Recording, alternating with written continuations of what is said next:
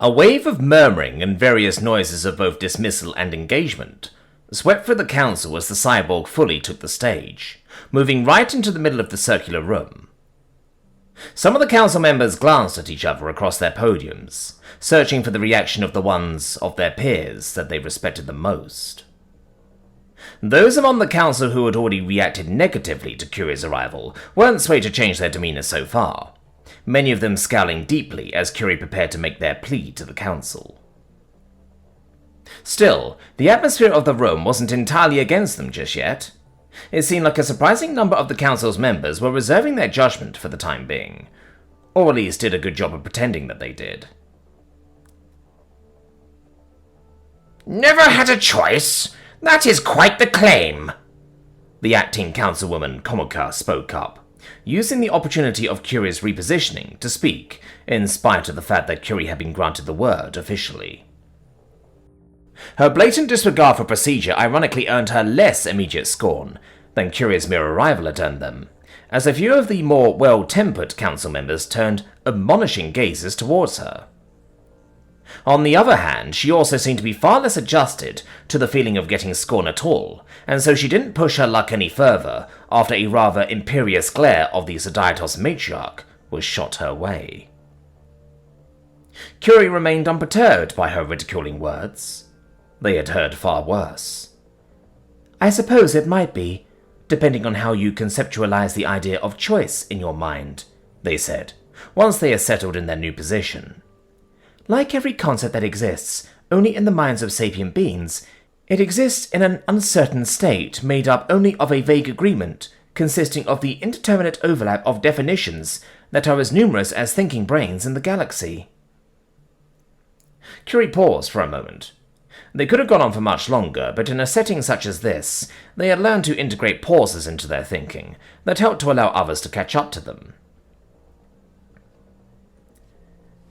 "Those sure were a lot of words, though I am not sure if they mean anything," an Estasai councilman by the name of Inozuri spoke up.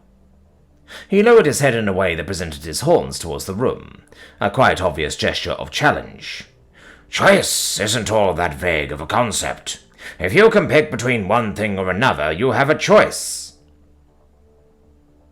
Some of the council members made eager gestures of concurrence, going along with his statement, while others weighed themselves from side to side, seeming slightly more hung up on the matter. "Indeed, such choices as to sully one's own body."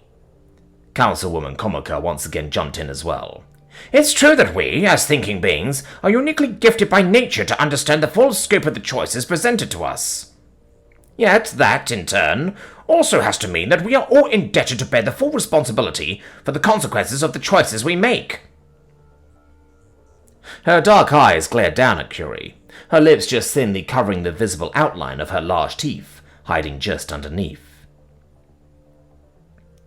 Curie looked directly back at her as they loudly stated, "I agree." Komoka blinked in surprise, and the entire room seemed to be briefly taken aback by the statement, as many of them visibly leaned in a bit, waiting for the cyborg to continue. "With you, Acting Councilwoman Komoka, not with Acting Councilman Enozuri," Curie quickly clarified, as they saw everyone's surprised reactions. They didn't wish to be misinterpreted, after all. "We are all fully responsible for the choices we make. There can be explanations for choices that can be more or less understandable. But ultimately, the choice we make is ours." Then they shifted a bit, turning on the spot so they wouldn't look at the same semicircle of council members the whole time. "However, I would like to return to our definition of choice for a moment," they stated, towards the other half of the room. "I am fully willing to accept every situation in which you can pick one or the other out of two given things as a definition of choice. And I understand that we are not here to write or debate definitions for a dictionary. However, I would like you to entertain just one thought for a moment, and I hope it will help us understand each other more." Once again, they paused briefly to give the council time to get on board, if they had any interest to. Once they were sure that the only people still looking like they weren't engaging with their words were the ones who would not do that in any scenario, Curie very simply stated, "Is a choice equal to a weighted choice?" Some of the council members looked confused. Others blinked for a moment, before their gazes turned slightly thoughtful. The gazes of some more simply darkened slightly. Curie had thought of multiple ways to express the question. They had written out flows of thoughts inside of their head, many very elaborate and detailed about the exact definitions and differences one could see and point to. However, there was an adage that they had picked up back during their work for Nadi back on Mars, one that the humans working there generally use as a guideline for their engineering principles, but one that was also often utilized as advice in all kinds of verbal situations, be they presentations or mere conversation. Keep it simple, stupid. The phrasing was very human in a way, and therefore it was advice that Curie had at first struggled to grasp. In fact, they still did sometimes. It wasn't something that came natural to them, neither in their work nor in their verbiage. Perhaps ironically, it actually took them working with human machines more to start understanding the people behind it better. It had been all the way back in the GES-32 that they had first come into contact with human machinery.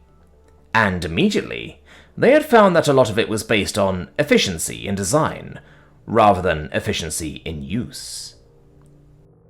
Wherever possible, parts were made universally instead of specifically, only being created for one sole specific task where it was absolutely unavoidable.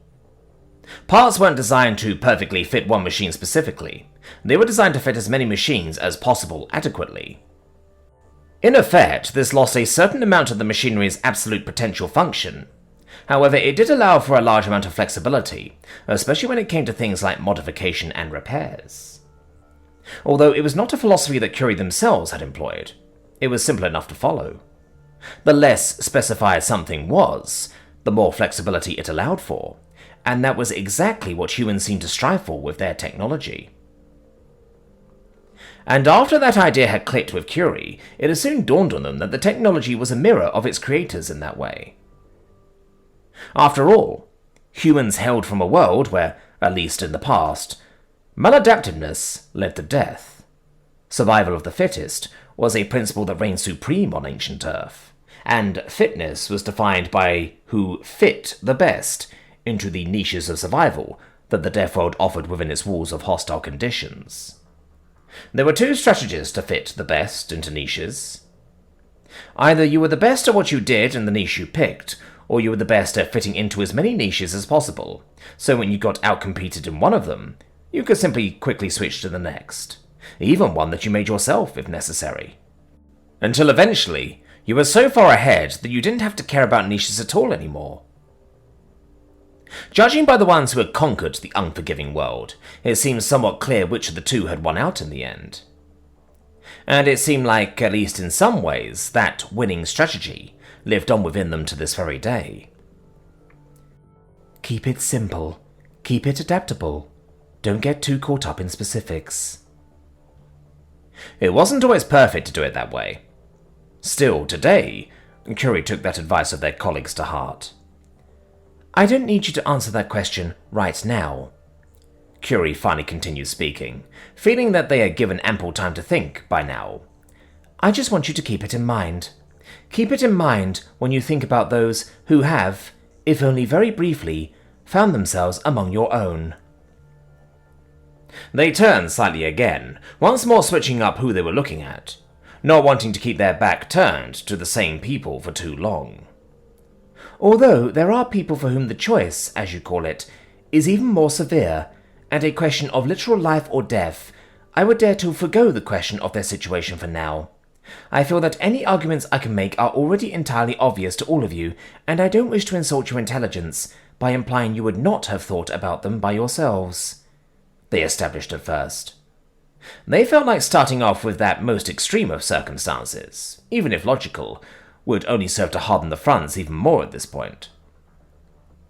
They could already figure that James would most likely disagree, and Sheeda certainly would, but they were resolved to rely on their own feelings on the matter today. Instead, I would like to talk about those who are in positions where a choice is far more up to debate. They pivoted, raising one of their backwards legs demonstratively. I assume the candidates Aldwin and Ajaxia are the only examples you wish to use? Acting Councilman Vuhush was surmised, as he leaned his long neck down from his podium a little. The grey fur on his face began to appear much darker in the movement, as his long features threw a shadow over themselves. Yes, they could be anyone, truly. But since you all know them, I figure they will be the easiest to speak about. Curie confirmed, with a nod of their entire body. I assume everyone here has their own opinions on their situation, many of which I presume to be negative.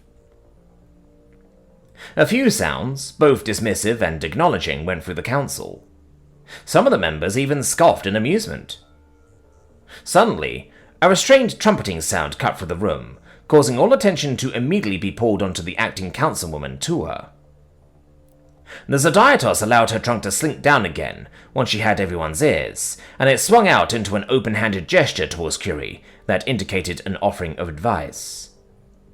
Much as I appreciate your enthusiasm, Curie, may I remind you that you have been invited here for a conversation about violence against the extraneous, specifically to speak about its effects on the people falling victim to it, she brought up, in a very agreeable tone of voice. In fact, she sounded almost a bit placatory, especially as she continued.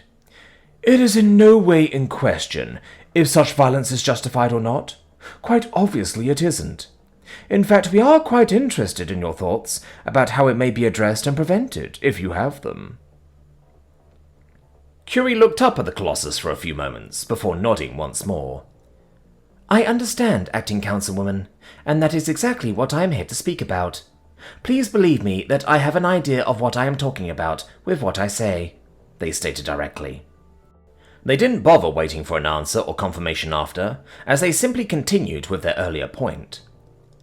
Firstly, I think we can all agree on the very basis that neither of the two candidates chose to lose the parts of their body they are missing today. The cyborg began to lay out the groundwork for the discussion that was to follow. Allegedly? Comica mumbled, just quiet enough that it wouldn't be seen as a real interruption of Curie's ongoing explanation.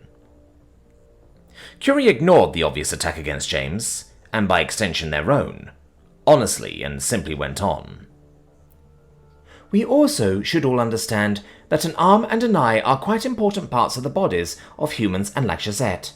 They are not exactly vital parts if treated properly, but their loss does impose a very noticeable change to the quality of life for the individual suffering the loss, they established further, glancing around the council members for any signs of disagreement. Closely behind themselves, the cyborg could hear the gruff voice of Conglorch mumble something to the extent of, obviously, under his breath. And indeed, it seemed that even the less amenable council members had very little in terms of opposition to their statement. Can confirm. One of them, the acting councilman Ushkaveltar, even humorously concurred while holding up the stump that was left of one of the aged Grassagap's arms. A few courtesy chuckles, presumably from those who knew the man the best among the council, rang out, as he waved it for a few moments longer before allowing the remains of his arm to slink down again. And while not everybody may agree with it, everybody should be able to at least relate to the desire to return one's body to its previous state after such an event, Curie asked. Although they still addressed the entire room, they used the interjection of that specific councilman. They looked more directly at him as they spoke, expecting him to voice his first-hand experiences once again. The councilman did not disappoint. During the times immediately after the loss, that desire is certainly there for most, he confirmed with a bit of a sigh. However, he then glanced down at his stump and his expression softened a bit, though I will say that it certainly passes with time. Meanwhile, many of the other council members had expressions that spoke of mild agreement, some even mumbling brief mutters under their breath. And I assume us relating to that desire is supposed to convince us that the choice to make that desire come true by going against nature is justified? Acting Councilman Comica loudly spoke up in an almost smug tone, obviously feeling like she had the upper hand on Curie now. Or maybe even that it is not a choice at all. Curie, however, shook their body no, seemingly taking the primate off guard, while also making the more interested members of the council listen up. "I am not here to convince anyone of anything," the cyborg then explained, deciding to use the earlier advice of Magisteria herself to underline their own words. "I am here to give testimony about violence against the extraneous, to report on how it affects its victims, and give my thoughts on how it may be addressed and prevented. And to do that, it is imperative that I begin my elaboration right where the violence against the extraneous begins as well." Once again, glances were thrown around between individual council members, some of them visibly understanding Curie's words sooner than others. "I'm not sure I follow." Acting Councilwoman Comica was the first to admit, as she still held direct eye contact with Curie, though her voice did hold a high amount of scrutiny as she spoke, almost like she expected to walk into a trap. "What I am hearing is that Curie believes that the violence against the extraneous begins right at the inception, the very moment someone even has to consider the idea of becoming extraneous," Acting Councilwoman Laura Polither replied. Her purple feathers shimmered in the light, as she briefly shook them out before tilting her head in such a way that she could look directly down from her podium towards Curie. "Isn't that right?" "That is correct," Curie confirmed. "As many of you are most likely aware of, due to the nature of the events that led to me being here today, I very recently had to endure a legal process in which my autonomy as a person was called into question. During said process, I came very close to losing the permission to make any decisions for myself. In fact, I did temporarily lose it due to an improper procedure. Therefore, you should understand that I consider the deliberate and unwanted infringement of a person's autonomy to be a form of violence." Some council members reacted dismissively to their statement, while others seemed to become almost uncomfortable after they had brought it up.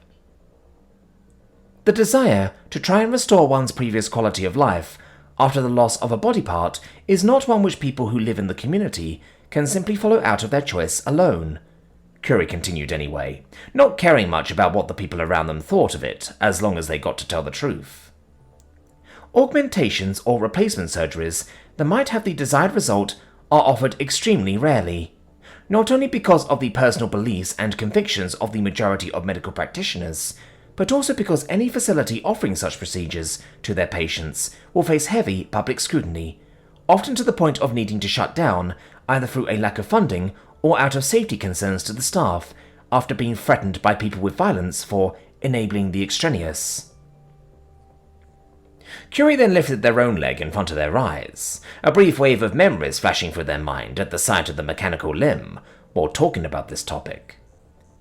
Therefore, outside of a very few specialized species, people are generally only able to undergo such procedures under dubious circumstances at best, treated in facilities that are forced to remain out of sight while catering to their patients behind closed doors, leading to them often being unsafe through underfunding alone, even in the best-case scenario where those running the facilities have only the best intentions.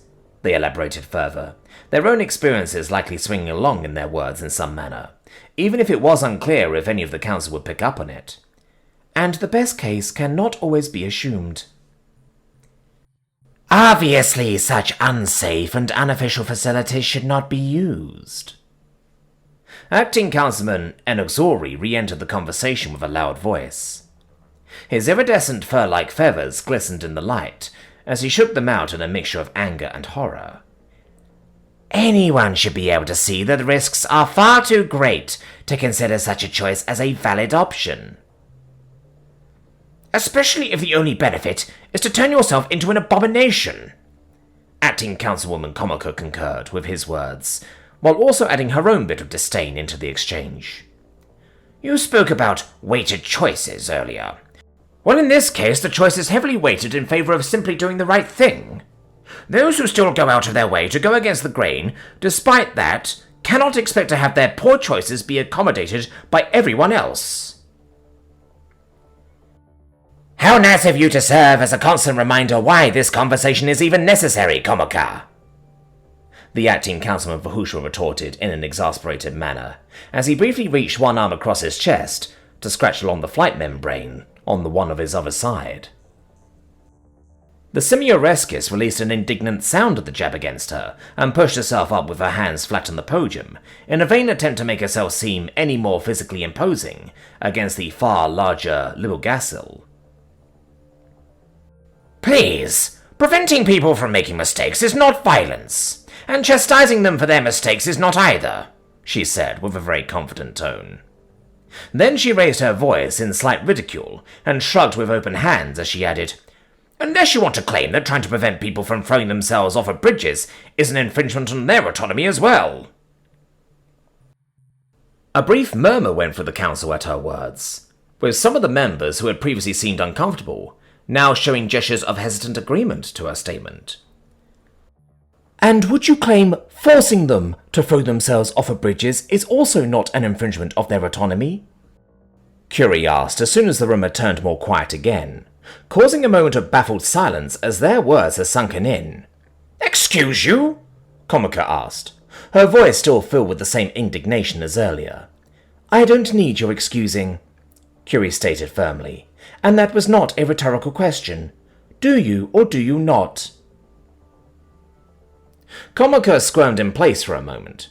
Her face showed that she felt like she found herself stuck in a dicey situation, even if she also didn't fully seem to understand why that was yet. Obviously, the primate replied after a moment. Her earlier confidence still there for the most part, but also noticeable... Obviously, the primate replied after a moment. Her earlier confidence still there for the most part, but also noticeably shaken. Still, she didn't really have another choice for an answer here that wouldn't make her sound absolutely ludicrous. For a silent second, Curie thanked the stars above. Thanked the universe that they finally could do what they had wanted to do for so long during the ongoing legal proceedings, but had always been prevented from doing for one reason or another, no matter how much it ate away at them and made them seriously question the purpose of legality as a whole.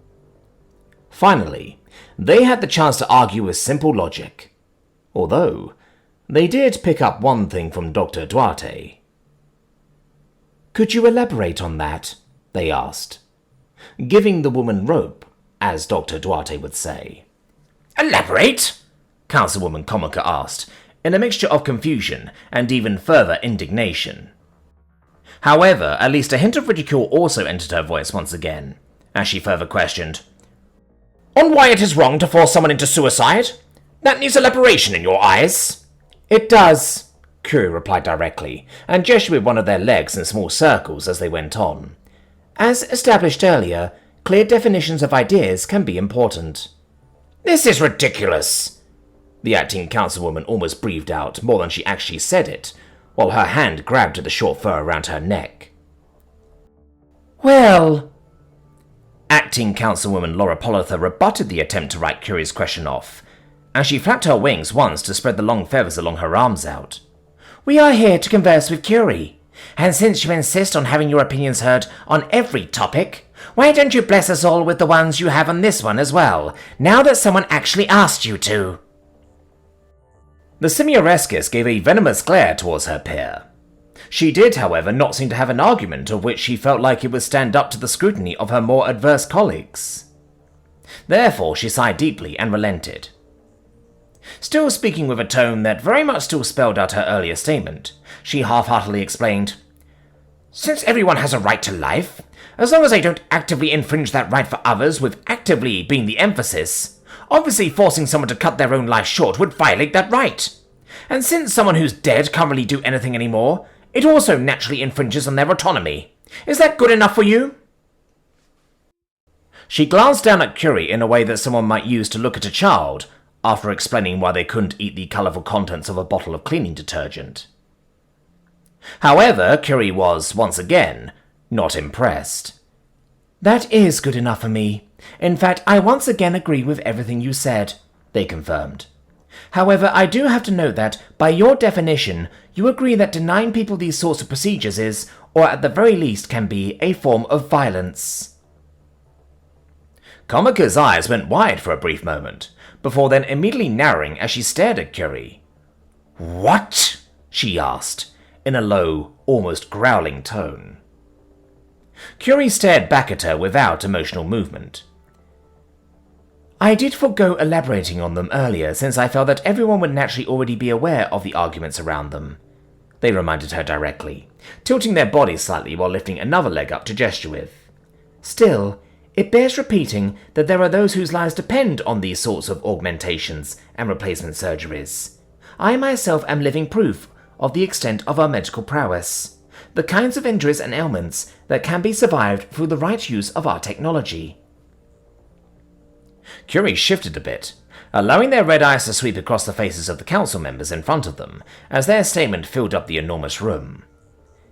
And yet so many die entirely preventable deaths because the procedures that they need cannot be offered by their providers because of being extraneous, they said, their tone as deathly serious as such a topic called for. Most of them die right there in the hospital bed. Some by choice, some because they don't have the choice, and some others, those with the will and ability remaining, will try to do what they have to just survive, once again are forced underground. And if they survive the ordeal and the procedure against the odds, their reward is a lifelong sentence of violence against the extraneous.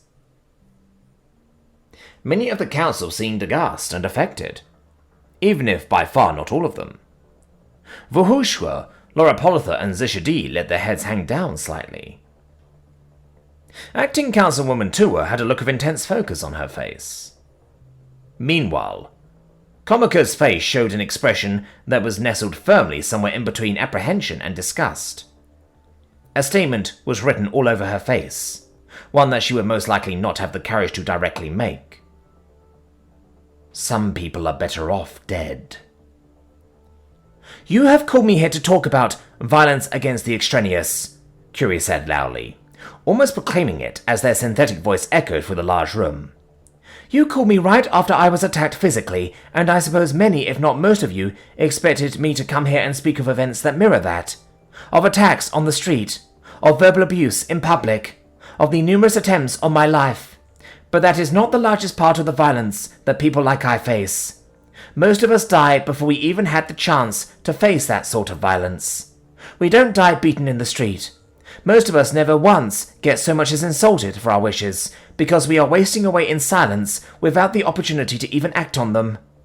The bulk of the violence that we face are not our fellow people enacting their misguided attempts to punish us for our perceived choices. The bulk of the violence that we face is that we never had a choice to begin with.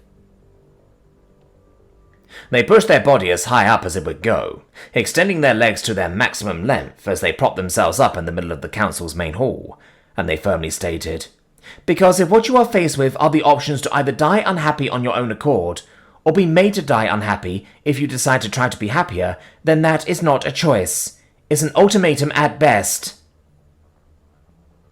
They then lowered themselves again, and used the moment of stunned silence their words had created to elaborate further on an earlier point of theirs. When I was talking about those who never had a choice, I was being literal. I did not mean that there are people who had no choice but to augment themselves.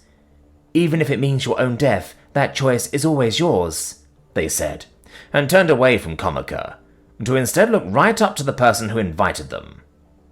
Their eyes met with Magisteria's as the Colossus glanced down at them, with an expression that was utterly unreadable, even as the two ends of her trunk firmly rubbed against each other, while her constantly flapping ears listened to their words. But in reality, we were never given that choice. Not augmenting was a foregone conclusion, and to get anything else, we had to make it happen. Once they had completely settled down again, they paused for a moment, willing to let the council members get a word in if they so desired.